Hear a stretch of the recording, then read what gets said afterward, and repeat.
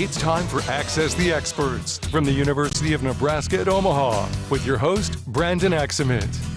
Hello and welcome to another edition of Access the Experts on News Channel Nebraska, where every Tuesday and Thursday, University of Nebraska at Omaha faculty members answer today's questions facing our state. Now today we have the pleasure of hearing from Dr. Elizabeth Tolliver, who is an assistant professor of counseling at UNO. So Elizabeth, today's question is, are there external factors that lead to depression and mental illness, and how can a person manage those factors to achieve optimal mental health, especially during the winter months? Thank you for that question, Brandon.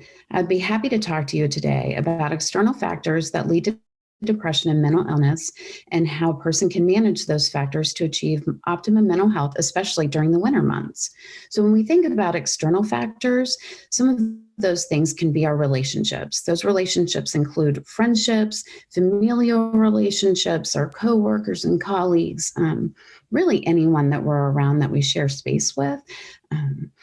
And another external factor that I know is impacting so many right now is employment status.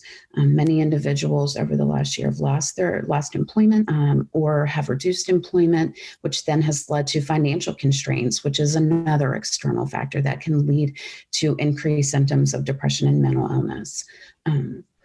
Many of us have also experienced traumatic life events, whether it be the loss of loved ones or any sort of traumatic event, loss of job, loss of home, really loss of our daily life and normalcy.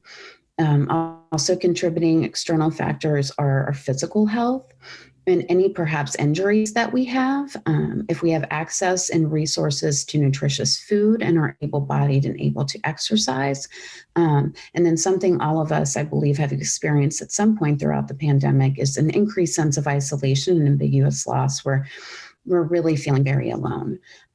So while there are multiple factors that potentially contribute to the overall mental health and the symptoms associated with depression and mental illness, some of these external factors also serve as protective factors for many of us, which prevent the occurrence or the reoccurrence of mental health issues.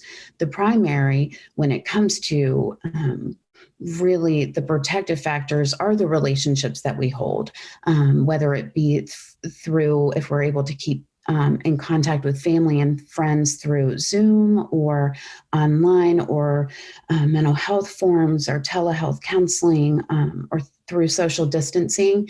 Finding a non-stigmatizing, non-judgmental support is really, really going to make a profound difference in the onset and the duration of mental health symptoms and depression specifically.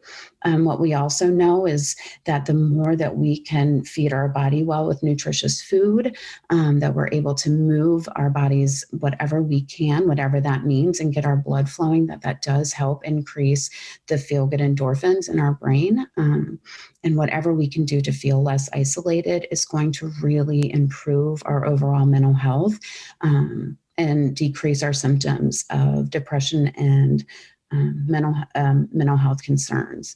I want to thank you for having me on today, and there are services available to viewers and students, and information can be found at unomaha.edu. Access the Experts, presented by the University of Nebraska at Omaha. If you have questions, submit them on our website. Then join us every Tuesday and Thursdays at 6:46 a.m. and p.m. while we answer your questions.